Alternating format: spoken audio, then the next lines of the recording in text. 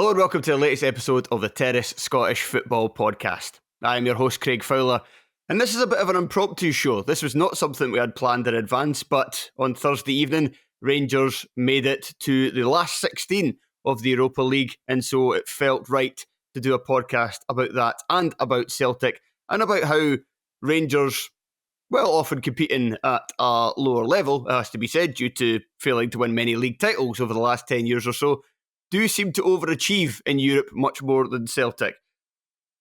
We weren't initially going to talk about the two teams this week because it kind of looked from the outset like they were both going to be dead rubbers.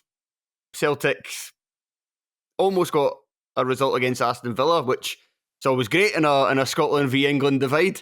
And as I said, Rangers managed to come up with a success that a lot of people did not see coming. So even though we don't like to focus too much on the old firm and when it's just the two of them competing in Europe, our European show becomes that. So I don't usually want to do it unless there is something really to talk about. They did demand that we talked about it. And so therefore, to talk about both games and the overall theme of Rangers managing to overachieve in Celtic, not this season, but to a degree over recent years, underachieve in Europe, I am joined by Euan Taylor. Hello, Euan. Hello, Craig. Yes, it was a very odd, two weird games, actually, I would say. Both of them were quite odd games this week. And obviously, Celtic game was kind of a dead rubber for them. Though I think if had Celtic won, did they have a chance of maybe getting into the... I think they did have a slight chance of getting into the top 8 in the Champions League, but that would have required an even more unlikely series of events, which actually did occur in Rangers' favour on Thursday. But it wasn't a dead rubber for Aston Villa, obviously, because they had to win to try to secure the top 8. So, yeah, two games that were maybe quite... Well, were both very open, I felt, and it had a sort of almost like end-of-term feel. Like both... All the clubs had sort of already achieved what the minimum of what they were trying to achieve. And then, so it was almost like they all sort of cut loose a bit and had a bit of fun. And yeah, I thought both games were actually a really good watch. And obviously one went, well, they both went well as far as I was concerned result-wise. But one went well for Scottish football, one didn't quite. But yeah, no, good European ties.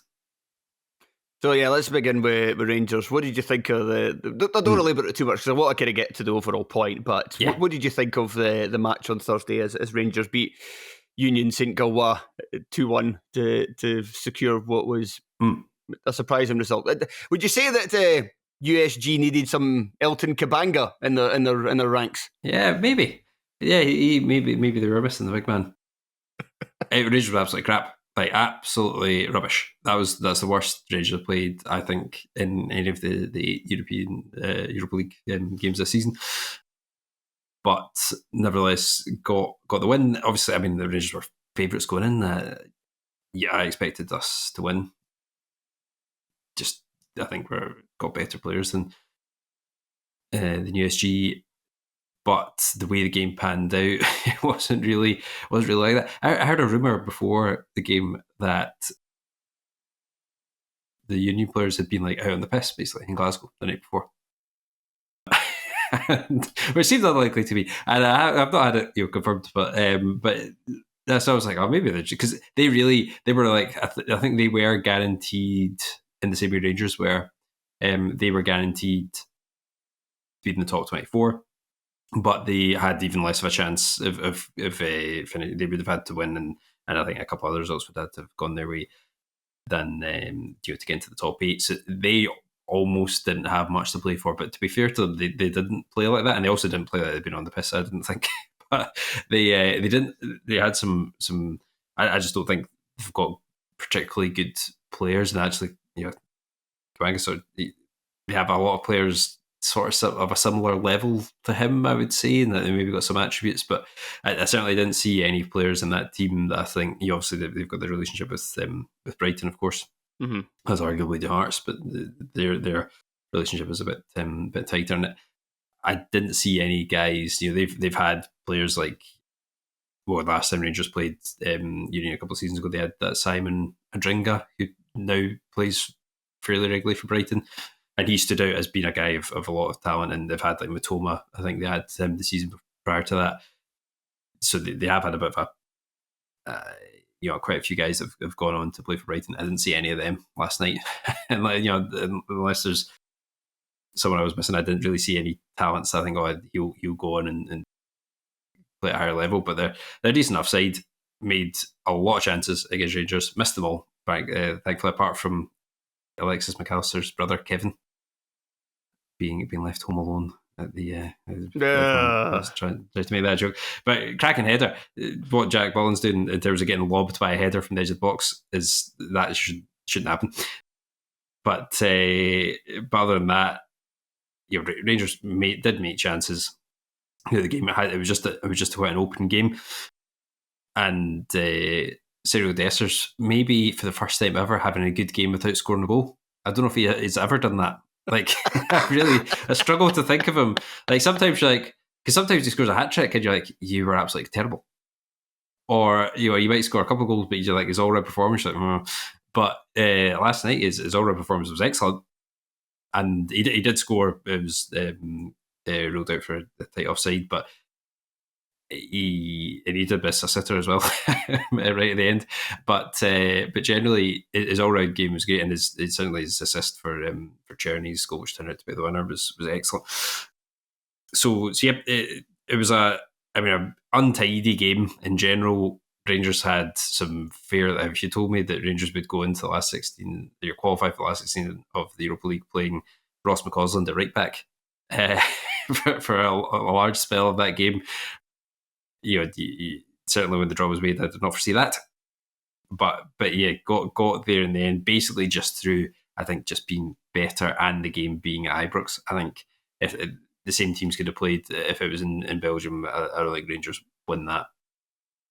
It was really just a bit of a wild game that I think probably some of the decisions that Clement made, taking Czerny off. Czerny's just come back from, and then he went off injured at Old Trafford last week, so I think there was an element of he probably didn't have 90 minutes in him. The same I would apply for John Souttar. He only came on for the last half an hour. Again, he probably would have played more if they'd realised that it was on as much as it was. I think maybe Rangers would have played a stronger team, but when Incio and Paul Incio and Zach Longface came on, they both struggled a bit, especially Incio, I thought, and it felt like we were bringing players on just to say, basically this game doesn't really matter, and here's a good wee sort of taste of Europa League football, almost like we treated the game at Old Trafford the previous week, and both actually turned out to be quite important. But no harm done in the end, and yeah, I would say that's the only time this season in the Europa League campaign the Rangers probably got more than they deserved from a game. I think every other game, it has actually, Rangers have maybe been on the unfortunate side slightly, or have just got what they deserved in a game. But that was the only one where actually really rode our luck, and some of the sitters that the Union made at the end were pretty remarkable. So yeah, it was overall obviously a very good campaign, and feeds into this being a very strange Rangers team overall. And then you can argue a strange Rangers side over the last few years they will go on to, but yeah, it sort of sums this team up that won the game the way they did last night. So so I asked you to talk about that for about 3-4 minutes. So you spoke for about 6 or 7. So see if you can tighten it up when I just ask you, what did you think of Celtic on Wednesday evening, going 2-0 down to Aston Villa? Like you say, I mean, they lost the game 4-2, but Celtic can certainly be proud of their performance. The fact that Aston Villa needed the game, Celtic didn't really, as you said. It was a long shot for Celtic to make it through the playoff already and to go right into the next round after that. They were 2-0 down in 5 minutes, and you thought this could end up being an absolute hammering on the level with Dortmund. Instead, they came roaring back. It was 2 each by half-time, goal from Adam Mida. They lost 4-2 in the end, but even at 3-2, they created chances and not anything really clear-cut, but they had opportunities. And against an English Champions League side and an English Champions League side who they're only 4 points behind in the table. They're down in 8th, but they're only 4 behind Man City, so it's not inconceivable they could do it again this season. So overall, good showing for Celtic. Yeah, I don't know if I agree with that. I thought they were crap. Celtic, like they got battered again. Of course like, you don't. Of course you fucking don't. I don't. Like it's happened a couple of times in this. It happened at Atalanta as well. Then obviously Celtic actually did get a result in that time, but they got played off the park, and it was purely because Atalanta missed loads of chances that the result. But the Atalanta when that game was nothing to Celtic. Celtic defended stoutly. Maybe you could say as the game went on, as Atalanta ran out of ideas, but actually first half they got absolutely battered. It's basically almost the same as they did at Dortmund, but Dortmund scored every chance they had, and Atalanta didn't. I thought it was similar in this. Like, obviously, the penalty is one of the funniest penalties I could have ever seen in recent times. That was hilarious from Watkins. But generally, they did miss, I would say, 3 sitters as well as a penalty. Aston Villa. It was a bit of a hiding. But is it not a case that when you're playing away from home to a team that good, you need that bit of luck to stay in the game? Any Scottish side would. Can Celtic really be expected to do so much better? I would say not. I mean, you can ride your luck to an extent, and you will need your goalkeeper to make saves and things like that. But Michael did have a good game. I don't think, and he did have a good game. Albeit the first was in the second Rogers goal. One from that was a bit. I don't know if it take a slight deflection, but I thought Schmeichel was maybe could have done better on that one. But generally he played well. But yeah, I don't know that Celtic needed to be as open. Again, look at circumstances. Would Celtic have played slightly differently if they really needed a draw or something? Maybe, but again, I don't know that they can. I don't. They don't, and we'll come on to that. I don't think Celtic have got another way to play, really. So, I like the way they were so open, Celtic, and it wasn't great play that broke them down. It was McGinn turning, and then all of a sudden it was a 3-on-2 that Aston Villa had. How's that happened? That's just. I think that's just poor tactically. And Celtic. There was good play from them to. Both the goals were good from Celtic's perspective, and they carry a bit of a threat in a way that actually they didn't at all against Atalanta, but they actually did at Dortmund. They actually on the ball, Celtic and Dortmund didn't play that badly. It was just that, as I said, every Dortmund shot went in, and every and they didn't defend particularly well. So I think Celtic have struggled. Certainly away from home, I don't in the Champions League campaign. I don't think Celtic played particularly well in any of the away games, I would say. And yeah, it looked good. There was 2 each at half time, but I don't think. And we'll see how they get on. Obviously, in the next round, up against very strong opposition. If they play like that, they'll get absolutely demolished. So they do need to try to do something else, but I'm not sure they've got it in the locker, to be honest. So let's get to the kind of overarching point of this podcast, which is that right, caveat right away. Celtic usually play at a high level. Celtic usually play at the Champions League, and Rangers usually play at the Europa League. So they are going up against weaker opposition. However, we have seen Celtic at times drop into the Europa League and not do that much and not be impressive, and not oftentimes, but sometimes lose to teams that you would actually fancy them to do a bit better than. Was it Copenhagen? Bodo Glimt? They could be beat by Copenhagen, they'd be beat by Bodo Glimt as well. Yeah, a couple of examples come to mind where Celtic really should have done better. And Rangers consistently, since basically Gerrard walked in the door, have consistently overperformed in the Europa League. And didn't when they got to the Champions League, it must be said. Nope, that should be said, yes. We're officially the worst team in Champions League history until Young Boys have now beaten the record. Yes. So congratulations to Rangers for that. Did Hitton play? I can't remember if he was still there, but possibly Cedric Hitton played for both of those teams, which is unfortunate for him. So I can maybe rephrase it so it's not so much kind of why are Rangers doing better than Celtic, because there is the caveat of you're consistently playing against lower level of opposition. But why are Celtic with more resources, with more success, much more success on a domestic level? Why are they not able to replicate Rangers' results in Europe for the kind of Why are Rangers not able? Why are Celtic not able to replicate Rangers' kind of quote unquote overperformance, or even for Celtic to even kind of reach the level of performance they should be doing consistently? Why are they unable to do that and Rangers are? Yeah, I think it is. I mean, this goes back. It's coming up for 21 years now since Celtic won the knockout game in Europe. So this is not a recent thing. It's a long-standing problem that Celtic have had in terms of underperformance in Europe. You could probably say in those 20 odd years they've maybe had 3 or 4, of which this season is 1 campaigns in Europe that you would say that was actually good. They did well there. I think ultimately Celtic intentionally, whether it's subconscious, it might be subconscious to be fair, but I think Celtic optimise themselves for domestic competition at the detriment to their European hopes. And this is not just that goes in terms of the managers they choose to employ.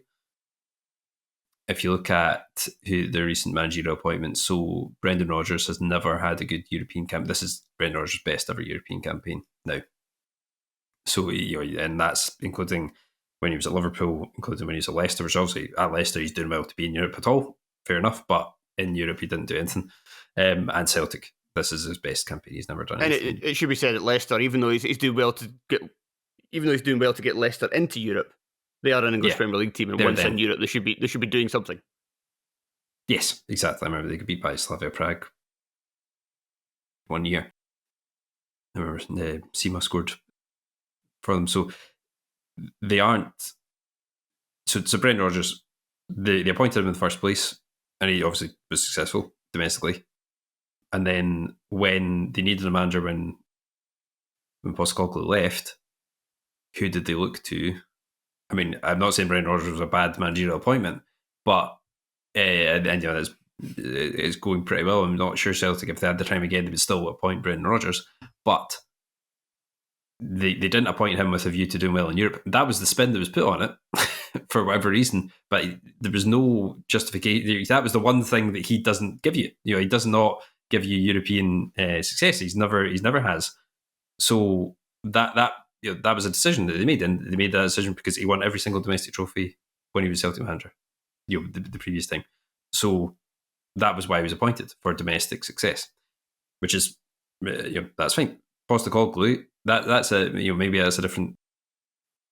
He didn't have any European football experience whatsoever. He never played in Europe. Now you could, and if this was the analysis that went into that appointment, they absolutely nailed it. In that his approach was perfect for domestic football for Celtic, absolutely perfect. Probably the ideal manager, really, for either of the old firm to have in terms of just playing exactly the same way all the time. Doesn't matter if it's in Dingwall or Parkhead, play the same way and you just batter teams every week. Magic. Absolutely hopeless in Europe. It was never going to work in Europe. And you can obviously see the way it's going for him at Spurs. It doesn't work. unless you have... Ironically enough, works better in Europe than it does domestically. It does, yeah. It will do, because they're playing teams, and up to now they're playing teams in the Europa League weaker teams. They are stronger than. So of course it will work in Europe. It doesn't work. That just simply doesn't work in the English Premier League, because you're playing against better teams. So that was, again, that's a decision that they made. And prior to that, Lennon's probably the only manager you could say that would show some pragmatism for Celtic in Europe, and probably up until this season, who was the Celtic's best manager in European terms, who might have got them the odd good result, was Lennon. And prior to that, Strachan had a few, and prior to that, O'Neill, and they were all more on the more pragmatic side, I would say, in Europe. managers that haven't been like that. I mean, you probably chuck Ronnie Dyla into that list, Tony Mowbray as well. The more, obviously not all these managers have been roaring successes domestically either, but more successful domestically, and all probably quite idealistic, I would say, on the idealistic side of managing of managers. I feel we should probably point out that I don't necessarily. I agree with what you're saying. I totally agree. This was kind of my kind of main point, and I do have one other theory kind of to throw out there. But this is generally what I agreed with as well, is that Celtic are built to absolutely destroy teams domestically because they're built to take full advantage of their superiority. That was what I said when Rodgers first came in. I was like, every Celtic and Rangers manager should hire a manager like this, because you're maximising your talent by playing this way, by getting them to play this way. Obviously, you need a manager that can do it successfully, and then some. I mean, Celtic have maybe tried it other times and failed, but I think it should be said, though, that we're saying Celtic are, and I do agree, Celtic are building for domestic football. It's domestic first and then European football second. However, I wouldn't say it's fair to say that Rangers are prioritising Europe over domestic football. I think there's just an element of fortune there in terms of the managers bringing in aren't good domestically overall, but they just happen to be better for playing on the continent. Yeah, I'm not saying that Rangers are doing this intentionally. I think quite the opposite. But because I know that Rangers know what they're doing half the time, but rightly or wrongly, the way the Rangers managerial appointments have gone, and then obviously that shapes recruitment and style of play and things like that. And we didn't really touch on that with Celtic, but I think the 6 players they sign, like Callum McGregor playing the position he plays for Celtic, is brilliant for them domestically and a problem for them in Europe, and that's always going to be a struggle for them. The way Rangers have approached it, if you go back to the Gerrard now, obviously Gerrard was a complete managerial novice when he arrived, but he was a guy steeped in European football. Obviously had a lot of success in European football as a player, won a couple of trophies. And even as basically, obviously by the time he retired as a player, the Premier League was very much a modern European league. And he was used to playing under guys like Rafa Benitez, which I think is probably his biggest influence in terms of his own sort of coaching style. So he was used to playing in that way, and that was his vision. Obviously Gerrard hasn't really got on to any great shakes at all since he left Rangers as a manager, but his vision was pretty clear on how he wanted Rangers to play. That way of playing suited European football a lot more than it suited domestic football. Since then, Van Bronckhorst and Clement, obviously Beale was, I think you could probably put him in the same boat as Gerrard, tactically at least. Van Bronckhorst and Clement, 2 guys with a lot of experience in European football, both as players and as managers, and basically just know the lay of the land and are used to setting teams up in partly because I think they're used to setting teams up in leagues where the other teams actually try to win or try to score goals against you. Like in these open games, they were just good at that, and they have been pretty good. Clement's European record is probably actually overall the best of all of these managers that Rangers have had of late. Like it's like I think I think Old Trafford, that was the first time he'd lost away from home, and that was also in the last minute at Old Trafford, which is incredible. And generally speaking, we've had a really good result. Probably not had that the standout, obviously not the standout run that Van Bronckhorst had, and not had the sort of initial shock factor that Gerrard had of, actually Rangers seem quite good in Europe.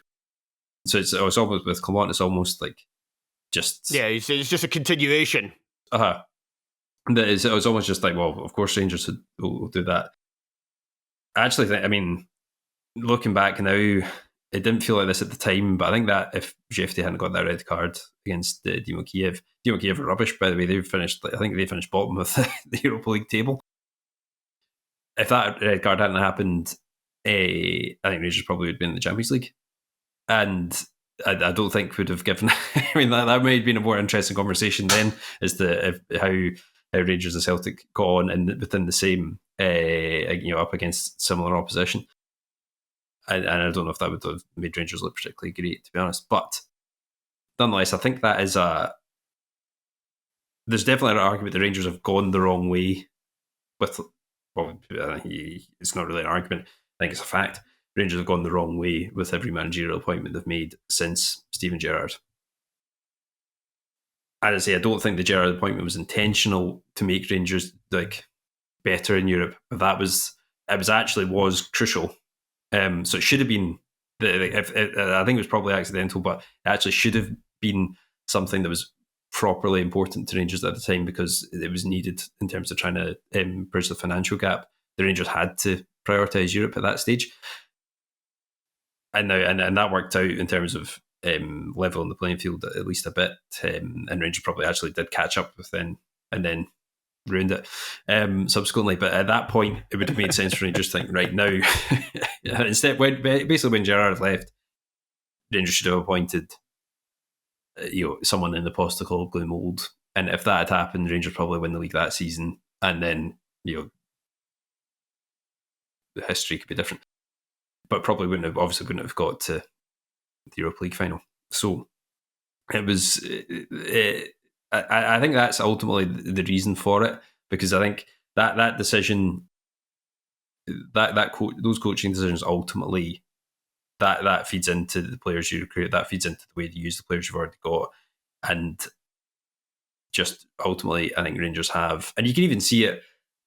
And again, I always hesitate to say this because it sounds ridiculous given the way the results have gone recently. But I think you can see it when the two teams play against each other. That actually, it's partly because Rangers just won. Have terrible luck. There's another thing that will ball cat. But in Old Firm games, Rangers have had some shocking luck and also just sort of lose the place quite a lot. And ultimately, Celtic's superior individual quality often sees them through. But actually, tactically, even Beale against Postecoglou in those games, Celtic underperformed in almost all those games, particularly when you consider how they were battering everybody else. And Rangers within the match, you mean? Underperformed within the match? Within the match, yeah. Yeah, didn't underperform in terms of results. No, because they won them all. But normally due to Rangers making an incredible error where you're one of those where you just take a screenshot and how the hell is this happening, where you've got 5 Rangers players standing around the ball and not moving towards it, that kind of thing. But in those games, even the cup final last season, Celtic are flying, Rangers are all over the place. Yeah. And in the game itself, Rangers probably had the better of it. And that happens a lot because in games like that, I think Rangers actually suit them more than Celtic and play above themselves more than Celtic do. So yeah, I want to finish off very soon. So I want to throw out the other theory he had, which is a kind of duality of man kind of theory. Yeah. So it's kind of the mindset. So going into these games, so Celtic are dominant domestically most of the time. They're in a good frame of mind. They're lording it over Rangers, they're lording it over the rest of Scottish football. They're on their way to a title or a treble. Rangers, on the other hand, in crisis a lot of the time. Fans are furious. Players low confidence. Now, you would think going into Europe, this would hold Celtic in good stead, and it would hold Rangers in bad stead. But sometimes the human psyche could be a bit complicated and a bit weird. Yep. So it could be the case that Celtic are invincible domestically, and on one occasion have literally been invincible domestically. But then you go into Europe and it's a bit more kind of the doubts start to creep in. It's like the mentality that the more you get in life, the more you want to protect it, and the more negative your mindset becomes. Whereas if you have nothing, then you're more free to kind of shoot it, kind of focus more on the positives and to shoot for it. And Rangers going into Europe, it's different maybe a bit more now because, like you say, there is an expectation that Rangers will just play well in Europe. But perhaps before it was a respite from the horrors of what was happening domestically with Celtic lording over them, whereas with Celtic, it's just a bit more easy to fall into a negative mindset of, okay, now we're coming up against a tougher opposition, what do we do? Yes. Yeah, I think, I mean, it's hard to obviously analyse the players and sort of the managers and stuff, but I think that definitely rings true in terms of the way the fans think about the games, which will have an effect on ultimately on the club as a whole. Because certainly there is I feel it every time Rangers are playing in Europe. I really look forward to the game, and I just think this is going to be fun. And then every time Rangers play domestically, especially away from home at the moment, it's just like, Christ, like this is just going to be horrible. I don't even want to watch this really. So and Celtic are probably not in the same way, but I think Celtic fans, they don't necessarily think like this at any other time other than just before and just after and during the European games. But and again, it doesn't really apply to this season because they've done relatively well. But before, it's always been like all the domestic stuff doesn't matter, and this is what it's all about. But they only think that as the European games, as the European games are happening, and maybe right after it if they're really pissed off because they've lost it. But it's almost like well, you can do it the weekend, but now this is the real test, and there's a bit of negativity that creeps in that way. And then as soon as it's back at domestic game back at the weekend, they're delighted because they've beaten Hearts 5-0. That's and they forget about that. But I think there's an element of this we know. That deep down, I think Celtic fans and Celtic as a club know they should have been doing better in Europe. I think that those sort of negative cycles can manifest themselves. Whereas it definitely is like a break for Rangers and has been treated that way. And the games ultimately, if you play the way the Rangers have played over these years in Europe, games are like literally they are fun. Like that game last night was complete nonsense. It was a great fun. It was just like proper end-to-end stuff, and it is class. And if you don't treat it as this is a complete disgrace if we don't, do as well we have, or there's this negative building up of we've been underperforming for years, and this is we really need to get a grip of this. I think it can manifest itself. So we'll see. I mean, the proof in the pudding will be with Celtic is this the start of a better level of performance? The new format does change things, and it might be that it suits Celtic more.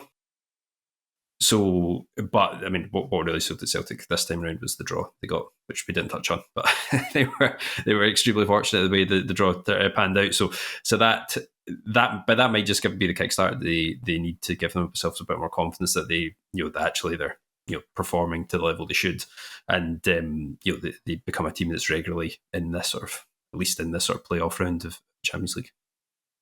Right, Euan, that'll do us. Thank you very much for joining me. Thanks, Craig. And thank you to everybody for listening and your continued support of the podcast. We'll talk to you again soon. Goodbye.